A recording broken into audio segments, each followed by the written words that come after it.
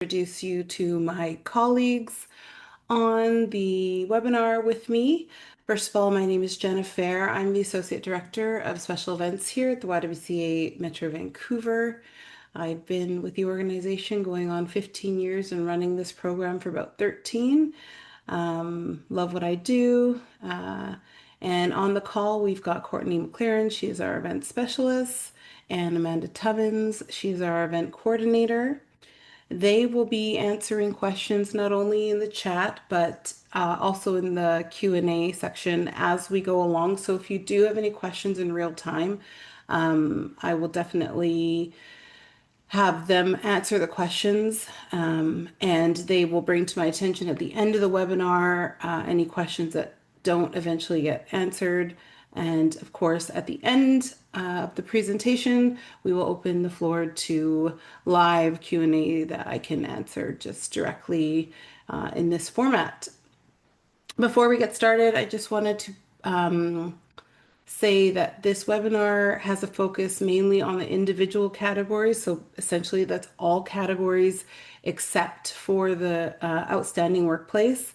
However, a lot of what I am mentioning and the sort of tips and information applies to putting together that nomination. However, a workplace nomination, however, the criteria questions will be different for a workplace. And with that said, we can get started. I'm just going to share my screen and we'll get started. Okay, if I can figure it out. I'm going to apologize in advance because my technical skills are a little slow at best. Okay, and we'll share. And here we go.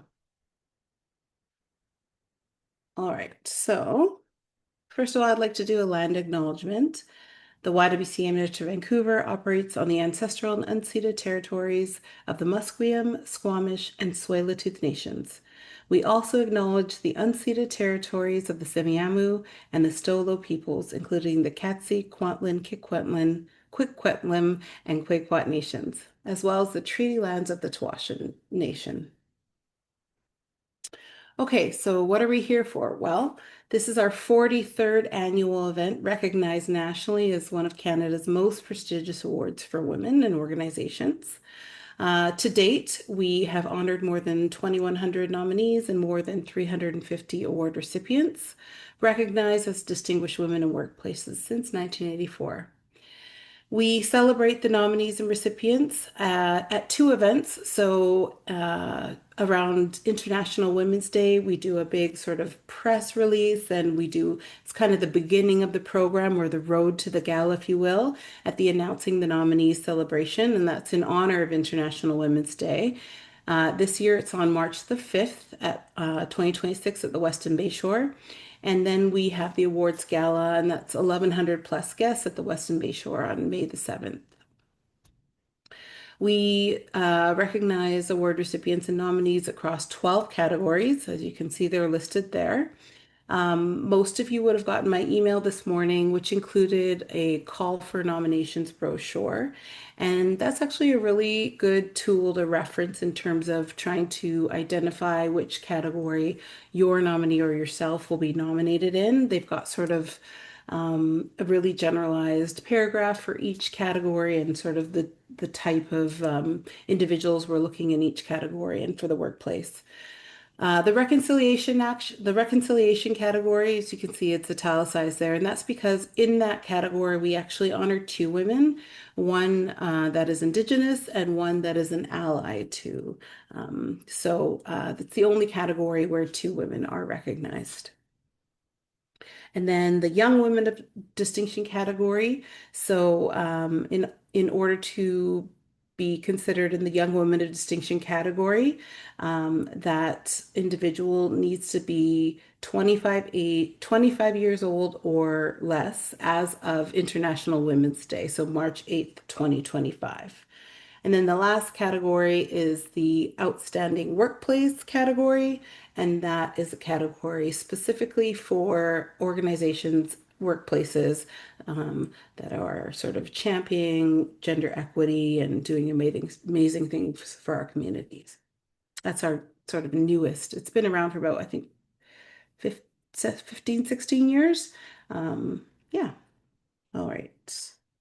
Okay, so why do we do this? Well, the power of recognition is really undeniable. At the YWCA, we really work hard to advance gender equity, but whether consciously or unconsciously, the power of recognition validates those who are driving positive change to continue the good work they are doing. It reaffirms that the impact they are making does not go unnoticed.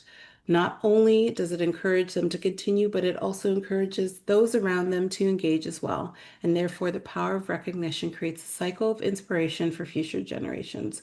So we all know that representation and recognition within representation is a big part of this. And it generally fosters community and partnerships that, empower us as a society and within our communities.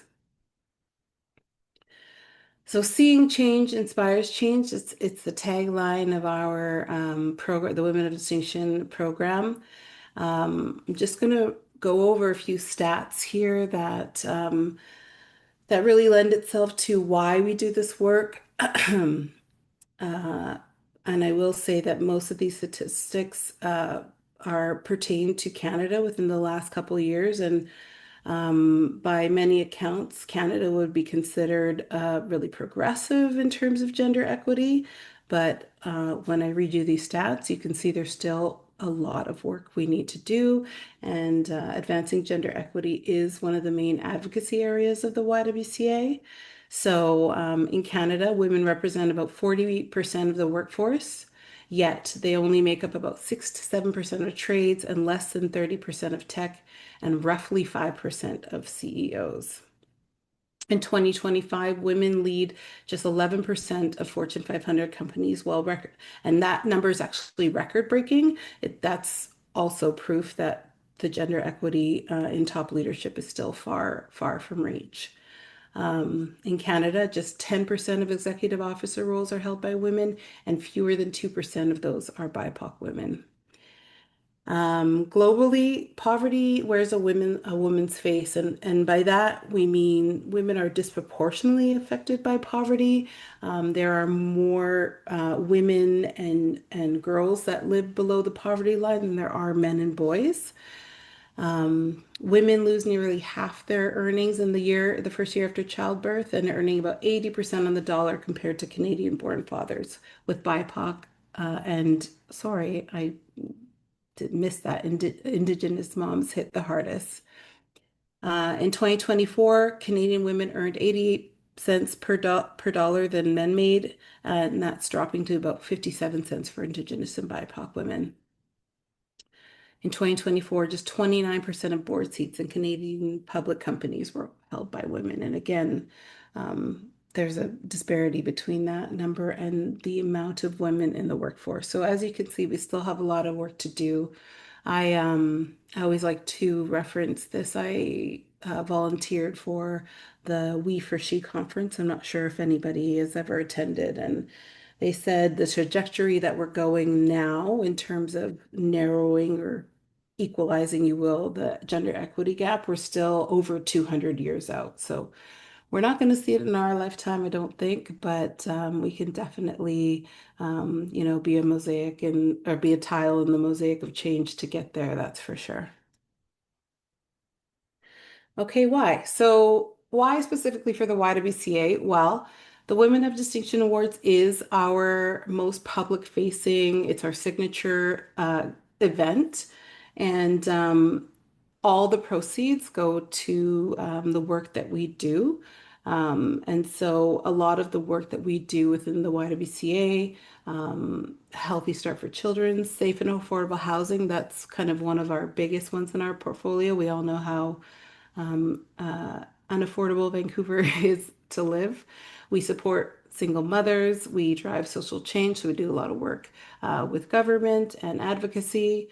We run high school mentorship programs. We run youth education programs. We also do a lot of employment programs and have a lot of employment sites. And we help families in the downtown east side. So as you can see, we just a couple stats in 2024. We served just under 33,000 meals at our community kitchen in Crabtree Corner. 249 children received quality early learning and child care.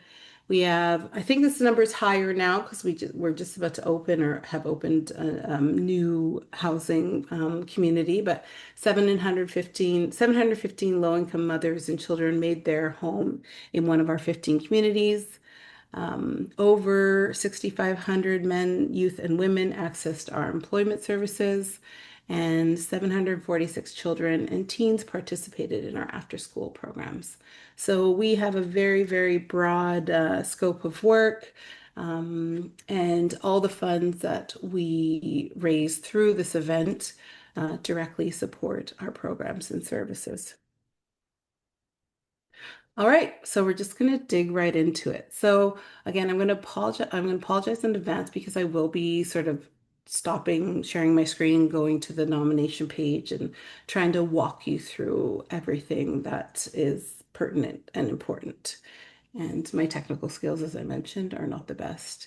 And just as a disclaimer, I can't see anything in the chat while I'm presenting. So if you do have questions, like again, Courtney and Amanda will be happy to answer them. Okay, so first of all, eligibility requirements. We are very strict with these. During COVID, we had a little bit more leniency around where they live specifically, but we have now gone back to our standards here. But the individual or organization must operate or live within Metro Vancouver. So that is the region bounded by and including Hope, Pemberton, the Sunshine Coast, and down to the United States border. They must not currently be in a campaign for or serving a term in office as an elected government official. They must satisfy each of the 5 nomination criteria. So we will go over that shortly after this. They must consent to their nominations. So really important if you are considering nominating somebody as a third party, which we highly encourage, they must know about it. And there is a sort of a tick box on the form that you cannot submit your form without agreeing the fact that your nominee has read and verified the content that you are submitting for accuracy. They also must consent to the publication of their name and their photo. And then we write bios for them. So consent that we publicly put this information on the website, press releases, newspaper articles, and such. We also ask that they attend the photo shoot. So the photo shoots this year are February 11th or February 12th. I will say we really, really, really encourage that they attend. And the reason for this is it's important to us that everyone who's nominated gets equal and fair representation. And we know access to professional photo shoots is actually quite costly. So we set up a whole photo shoot and have all the nominees come to take their photos, and that way we can ensure everyone has, an equal quality photo that we are um, printing or putting on the big screen, etc. It won't effectively disqualify someone if you can't attend the photo shoot. And we will find a way whether or not they already have a photo, but we really encourage all nominees to attend the photo shoot because it really is the start and it's quite fun. It's the first time they get to meet their nominees. And it's, I don't know if anyone's ever talked to someone who's been nominated and has attended. It's generally a really positive, fun experience, even if you are afraid to take photos. Um, and then we ask that they can attend the 2 main events, so announcing the nominees reception and the awards gala. So the nominees reception, like I mentioned earlier, in honor of International Women's Day, is on March the 5th, and the actual awards gala is on May the 7th. Again, I mentioned eligibility requirements for the young woman in distinction category. They must be between the ages of 18 and 25 years old as of International Women's Day, which is March the 8th. We ask that they align with the YWCA values statement, and we ask that they participate in the Connecting the Community Award. So this morning when I sent the email, and I'll follow up and send the documents again if somehow they were missed, and I believe Amanda or Courtney will put the link to the Connecting the Community Award. This is an additional award category. It's the only category that is determined by an online vote. How this works is all nominees will submit a quote, and that quote has to align with one of the YWCA's sort of areas of work, and we do have instructions on how to do this. And then we set up an online voting form, and nominees are encouraged to engage their community to vote. So the intention of this award is to not only gain more profile for the nominees in the awards, but also educate people on the work that the YWCA does. And the recipient of the Connecting the Community Award will have Scotiabank donate $10,000 to the YWCA, but have it be the nominee's chosen area of work. So um, that being said, again, number 9 is not the participating in the Connecting the Community Award is not won't disqualify you if someone decides if they're just not comfortable or they don't want to promote themselves. But we do ask because it is an additional award. And so essentially someone could win both their award category and the Connecting the Community Award. But yeah, so those are the eligibility requirements for any nominee. And the only exception is with the Connecting the Community Award, this is just for individual nominees. The workplace category cannot participate in the Connecting the Community Award. Okay, so what is a complete nomination? So, as you're putting your nomination together, the main bulk of your nomination, there's going to be 5 criteria, and it's 300 words each. So we highly encourage you to start drafting your nomination in an application like Microsoft Word that has the ability to count your words. The form will cut you off at 300 words. And so if you're not paying attention and let's say you formulate your nomination in Word and you didn't count the words and when you're ready to submit, you copy and paste and you're not paying attention, it will just cut the copy that you've copied and pasted into the form. So I would really pay attention in terms of your word count. Maybe start with bullet points to organize your sort of your points. But basically what we're looking for in each the first 5 bullet points here is 3 or more examples.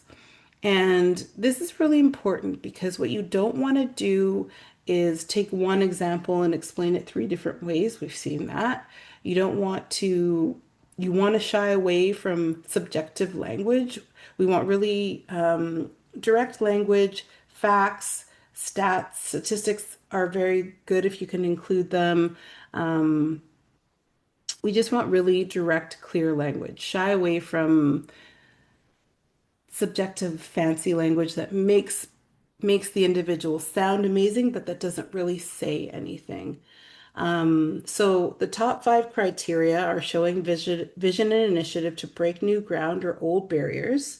The second one is demonstrating accomplishments that help her stand out amongst her peers, being a leader and a role model, participating actively as a volunteer, being recognized by our community for her sustained commitment and contribution within her category. Now, all of those bullet points are relatively vague, but they apply to each individual category. So whether you're nominated in the health and wellness category or arts, culture, and design, you want to take those individual bullet points and apply them to the category that you're considering a nomination. And this is where I find the call for nominations brochure that I emailed this morning really helps to sort of differentiate like how you would apply it within that category. And then the last part of your nomination is the summary of the nomination. So this is just basically a highlight of the top 5 bullet points before. This doesn't really have any weight, if any, in terms of the adjudication of the nomination.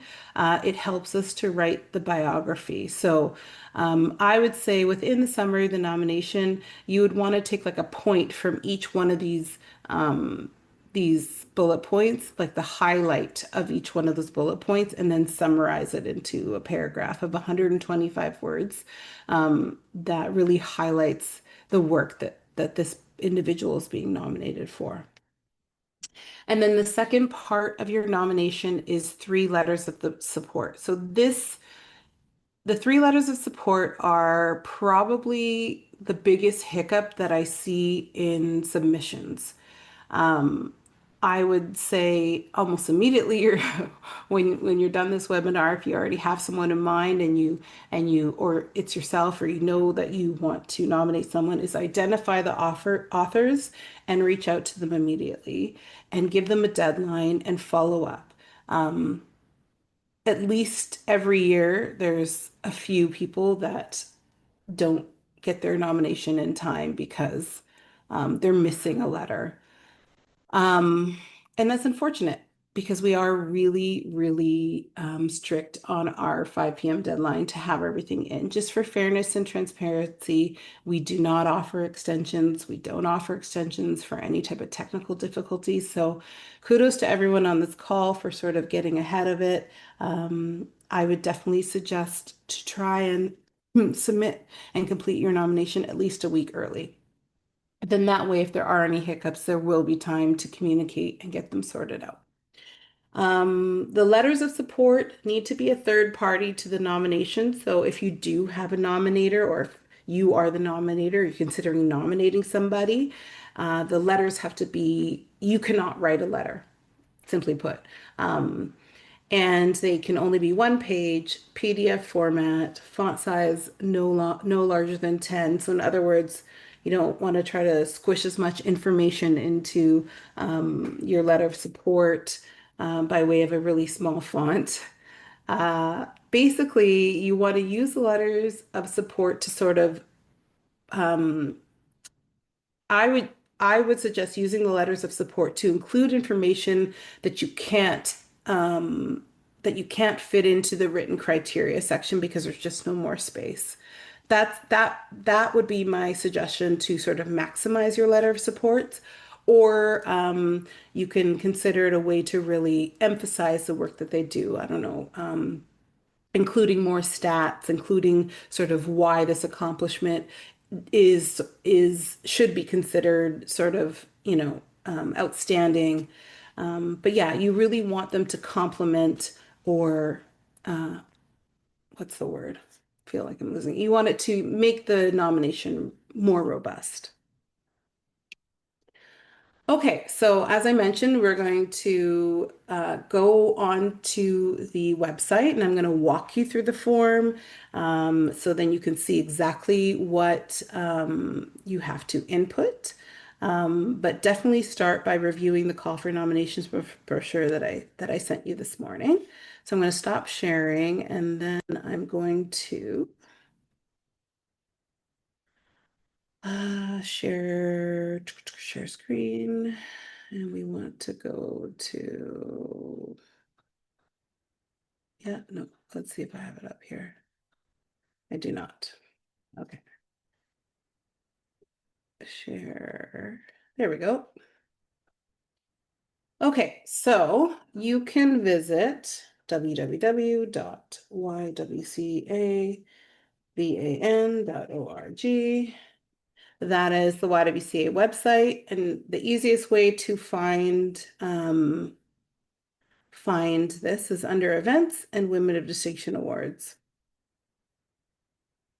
And Courtney and Amanda, if you need anything, just if you need anything from me or need my attention, please just like interrupt me. And then scroll down and you're going to go to nominations. There should be a button on this page, but it's not there. But in here, you're going to see nominated individual, nominated workplace. So as I mentioned, this webinar is sort of focused on the individual nominations. So we're going to click here.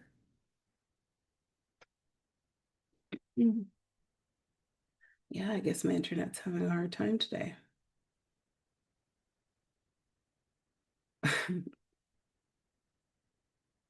Here we go. And here is the nomination form. As a reminder, I would read all of this. I am definitely going over most of this. The biggest one that we see that still happens every year is if your PDFs are password protected. Um, Most of the time, it's okay if we have time to fix it. But if you are leaving your nomination to the last day or the 11th hour, um, it's very challenging for us to do this. There are some workarounds that we will do to try our best to make sure that the PDF can be submitted or that we can open it or we can merge it with your whole entire nomination because we have to extract all this data and then create nomination packages from this form afterwards. But please, please, please do not password protect your PDFs, just in case. Hmm. New last year, which I think was really helpful. Now you can save your work in the online form. So if you want to work within this form, now that's an option. Um, you have to create an account and then you can come back and edit it and make revisions until you're ready to submit. So the first section here is your nominator information. If you are self-nominating, which was new last year, you would just put your information there, but we highly encourage third-party nominations. It's a chance just to add another sort of level or of support to your nomination. And there's no rules around who can nominate you. It could be your mom, it could be your boss, it could be a vendor, it could be a client. Really, it could be anybody. So just simple information about who the nominator is. Section 2 is the nominee information. So we've just got general information, their contact. We ask that we indicate that the nominees, that they indicate how they want their first and last name as they'd like it to appear in print. So for instance, when we do our Vancouver Sun ad, when we have their name on the big screen or in the program, a lot of people have maybe different names that are not that are different from their contact information, or there's cultural names. We just ask so we can get it right to indicate that here. Also, if there's a unique pronunciation, we ask for them to do that their best here. We double and triple check these, but it's just another layer to help us ensure that you are represented the way you would like to be. Again, just more contact information. If the if the nominee's work is heavily affiliated with an organization, which we generally tend to see that, or their work, we ask that they put that information here. So, for instance, I'm a staff lawyer that works for, I don't know, Smith LLP. Then you just want to put a description of Smith LLP's mission statement or objectives in this box.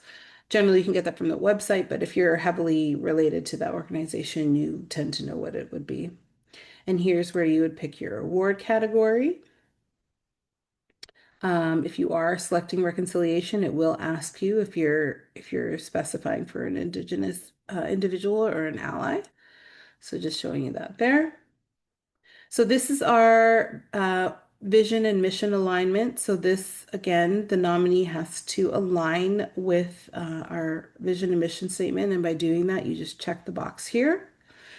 And as I mentioned, this is the connecting the community award participation. So this is sort of saying or confirming that the nominee will participate again. You've joined this webinar, you're getting a little inside information that if you can, I mean, you have to check it in order to submit the nomination. However, if later your nominee decides that it's not for them, it's not going to immediately disqualify them at all. And then same for the photo session ability.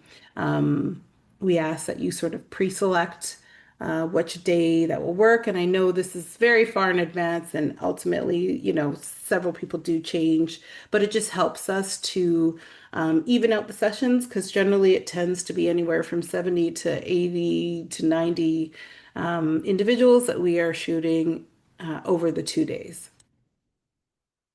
All right, so here's the criteria that I mentioned. So as I said, so like for instance, criteria one lists three or more examples of how the individual has shown vision, an initiative to break new ground or old barriers for their chosen category. As like I said, be specific and concise, avoid subjective language, and put your answer here. So in this on the online form, you kind of have well, you do. You have three boxes to sort of to input your three examples, and then if you have more, you can add more here. The reason why we do it this way, it just helps us really identify the three examples because we found that when we were just giving one open space as a whole, the thoughts were not organized and it was hard for us to pick them out. So we want to be very specific and concise. You can kind of sneak other examples if you can within those 60 words, but this is for us in order to identify what those individual examples are, if that makes sense. I'm not going to go through the whole criteria because we sort of talked about this, but here's where you would demonstrate key accomplishments that help them stand out. How are they a leader or a role model?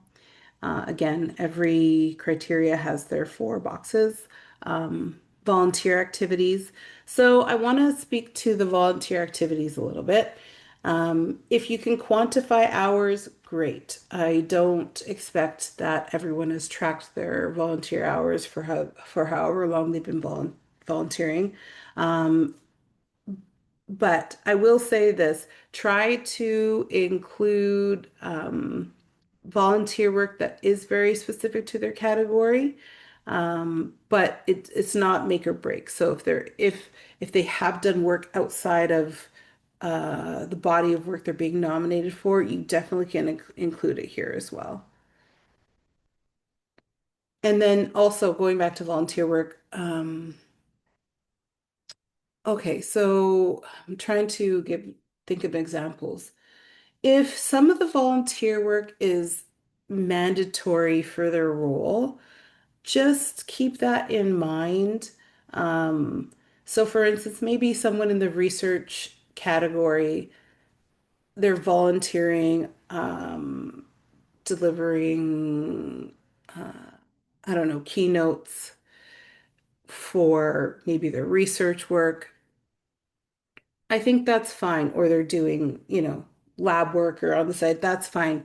But if some of the volunteer work is sort of what they have to do anyways, I would try to avoid including those. Really look for something that is outside of like what they have to do or what they're sort of obligated to do. I hope that makes sense.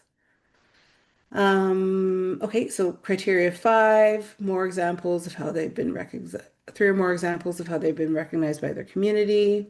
And then section seven, we talked about the summary of the nomination.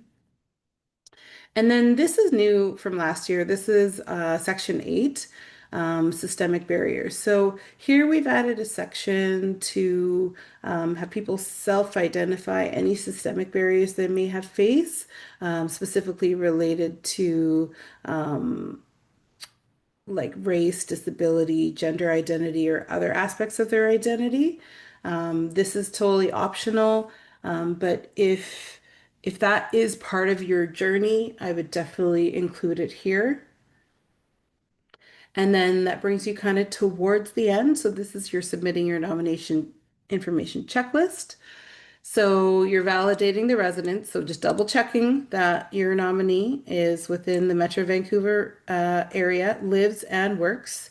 So again, it reiterates what that means. So bounded by and including Hope, Pemberton, and the Sunshine Coast. You're validating here, this is the one I talked about, that your nominee has in fact read and confirmed for accuracy the nomination, the submission. Again, and that's part of this as well. And background validation, you're confirming the nominee has not been charged or convicted of any offense by any court of law, and that the nominee has agreed to consent for publication of their name, bio, and their photo. And last but not least, here is where you would upload your 3 letters of support. And once you're all done, you hit submit. Again, I would not wait to the 11th hour. If you are having any technical difficulties and you write me an email at 4:30 p.m. asking if you can submit it by 6, I will say no. We just maintain very strict standards so we know it's fair across the board, and it's transparent. Now, I wanted to take a minute to go back to the categories up here and speak a little bit on a couple of notes. Um, so I would say the biggest confusion that we get within categories is the community champion and the nonprofit category. So I just wanted to highlight those 2 categories because at first glance, if you had a nominee that does any type of nonprofit work, you may be confused by which category they would fit in.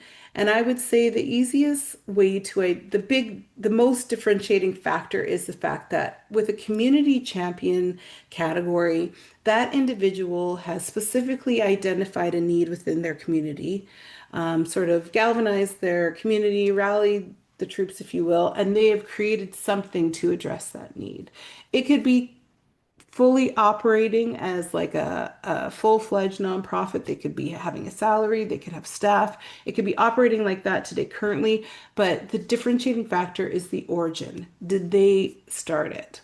Whereas the nonprofit category is someone who's been hired or into that role. So, for instance, our CEO is Erin Seeley.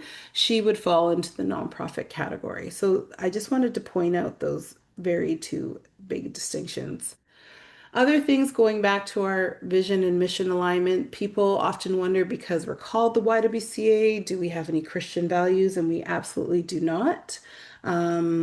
That being said, we're a pro-choice organization. We also accept all of our clients where they're at. So, for instance, maybe you wanted to nominate someone who's doing great work with insight. That is something we would completely support.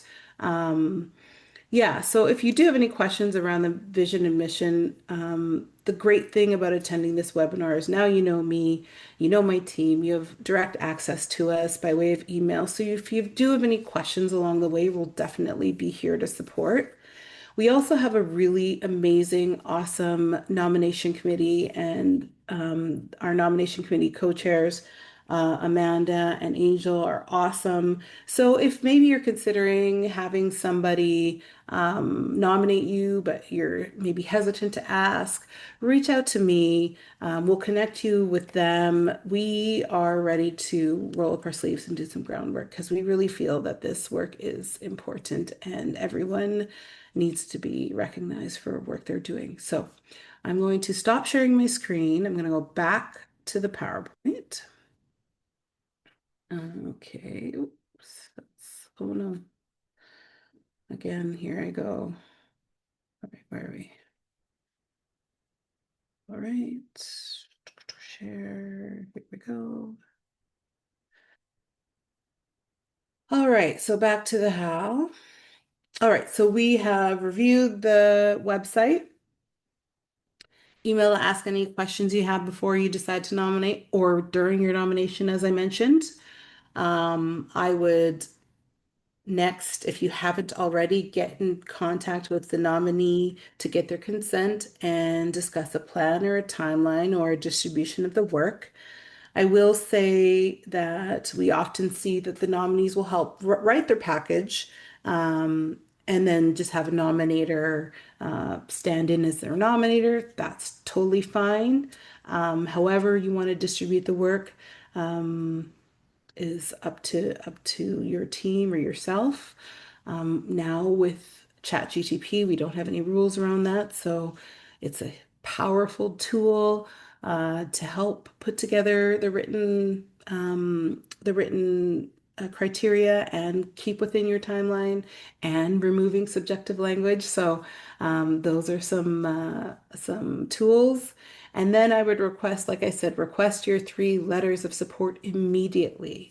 Alternatively, again, you can reach out to an offer and be like, hey, I'd really love for you to write a letter of support.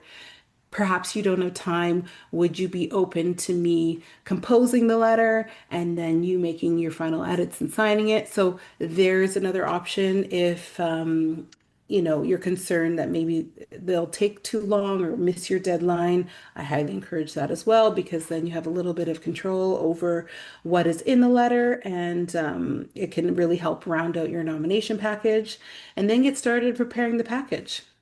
And once you've done that, you're going to submit it. So we've created a little completion checklist. Again, I emailed this to you this morning. So by mid-October, you basically want to have consent from your nominee, finding the category that best aligns with them. And actually, I want to touch on this a little bit. We often get questions, oh, I'm not sure what category, because to be quite fair, there is a lot of crossover. I'll give an example, and her name is escaping me for the moment, but oh, Nicole Stefaloni, she founded Urban Impact. And essentially, that could go in the entrepreneurship category or the environmental sustainability category. And so, so by way of the work that she does and the business that she started, it could effectively fall into categories. I would say read the descriptions on the call for nominations brochure and pick the one that immediately or best aligns with you, like instinctively. And I wouldn't worry too much about this because when we go into once all the nominations have been submitted, the deadline's in, then the nominations committee, we all review all of the nominations and we ensure that based on the copy that you've submitted, the letters, your package as a whole, we make sure that it fits within that category. And if we do think that there should be a change and you are an official nominee or you've been selected, we will suggest that change to you. Completely optional, but know that we make that suggestion not only first and foremost based on the information in your nomination package, but also comparatively to like how many submissions are in a category. So let's say Nicole submitted a nomination package this year, and we had like 2 people only in the environmental category and like 12 in the entrepreneurship category. We'll also like let them know, hey, your nomination package will probably do a lot better in this category. Again, it's just a suggestion. You don't have to take it, but we just rest assured that if you're having any uncertainty about picking the right category, there is that layer that happens after the fact, and we will make those suggestions. So by the end of October, you want to write and edit your nomination package. Again, be mindful of the character and word limits. By the end of October, you're also following up to get those letters of support. I would have a third party and your nominee review it just for, spelling, grammatical errors, all that kind of stuff. And then by mid-November, make sure you're all ready. Any last revisions or additions or anything you want to get in there. And then I would suggest mid-November, late November at the latest, but the deadline is November 28th, which is a Friday at 5 p.m. sharp Pacific Standard Time. Speaking of deadlines, these are some important dates and deadlines that are to be aware of. So as I mentioned, the deadline is Friday, November 28th at 5 p.m. And then by January 29th, all nominees will be notified of the status of their nomination. February 11th to 12th, as I mentioned, was the photo sessions. March 5th is announcing the nominee celebration in honor of International Women's Day. It's also the kickoff or to our campaign for the award, so all the press releases and whatnot. It's also the beginning date of the online vote for the Connecting the Community Award we talked about, for the only award issued by an online vote. And then April 1st, Connecting the Community Award voting closes. And May 7th, we have the awards gala, which is lots of fun.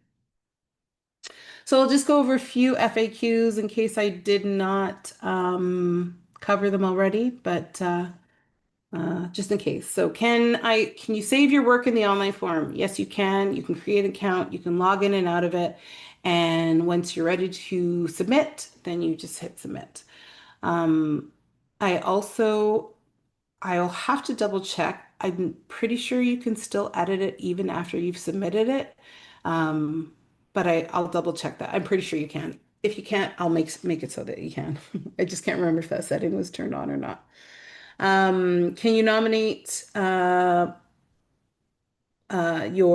candidate in more than one category? No, you may not. So as I mentioned, many nominees will fit several categories, but you have to choose the one that's most applicable to the work that you're highlighting in their nomination. Why does the YWCA Women of Distinction Award nominee have to attend a photo shoot? I think I explained that. We really want equity and fairness in how we represent all of our nominees. So it's important to us that everyone has a high quality photo. That's why we also internally write everyone's bio for the program, so it has the same tone, style, word count. It's just important that everyone has fairness and representation. Again, it won't immediately disqualify someone if they can't attend the photo shoot, but we'll have to find a workaround during the time. Usually there's one or two, but most people just attend the photo shoot.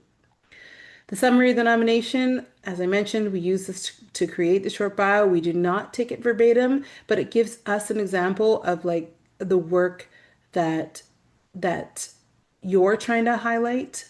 And I will say that we don't always even follow that. When we're writing these bios, we look at it through a lens of why what we take or what we perceive from the package of why they're a standout nominee from the YWCA's lens. And we'll write it, but it just sort of gives us an inclination of, what's important to the nominator or the nominee in terms of their nomination. What kind of volunteer activities should I include? Include volunteer activities that are relevant to the field the nominee is in. How long can letters of support be? Max 1 page, single-sided. It doesn't say here, but font no smaller than 10. Who should I ask to write a letter of support? The most effective letters come from a variety of supporters, including work, client, industry associations, volunteer organizations. Yeah. Can a nominator write a letter of support? No. Okay, how many letters of support may I submit? Three. Three is the magic number. No less, no more. It has to just be three. If you've asked multiple people and you have the time to, and they all submit them within the time frame, read through them and just submit your strongest three. No more than three. I will say that if it's 2 pages, so be careful of this. If you're formatting the letters in Word and then you convert it to PDF, sometimes it gets tricky and it just like tacks on like the last sentence to a second page. Like make sure you open up your PDFs so they're 1 page and it has all the information on it. We see that a lot. Again, if it's submitted in time, I'll go into like Photoshop and sort of fix it if it's short enough. But if it looks like it's way too much work and clearly there's like a second paragraph on a second page, this happens every year, we just don't include the second page. So not only do they not really know who the letter's from, it's unfinished. So with your letters of support, please pay a lot of attention because that happens every year. And I will also say do not include any type of video links web links, any type of links at all will be redacted from your package. Do not include them. The selection committee is instructed to make their selection based solely on the copy and the letters in your submission. So do not include links in that sense. They are told not to Google. That is how the award recipients are chosen. If there's too many links, then the nomination will likely be rejected because you just missed that entirely because they are not permitted any type of links. How should the letters of support be presented? Well, we talked about that. And I think that's it. So I just want to take a moment to thank everyone for being here.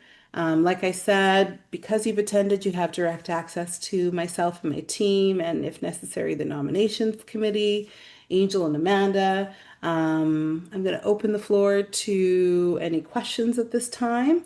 Stop sharing my screen, and we'll take them there. Amanda or Courtney, is there anything that was asked that we didn't cover or you deem important? No? Okay, let's take some questions.